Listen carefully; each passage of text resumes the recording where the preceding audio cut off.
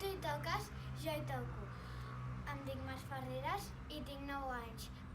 Estudio piano a l'Estudi Musical 143 i m'agrada tocar el piano perquè trobo que et pot proposar molts sons i ara us tocaré una peça de Kavalevski que es diu Pallassos.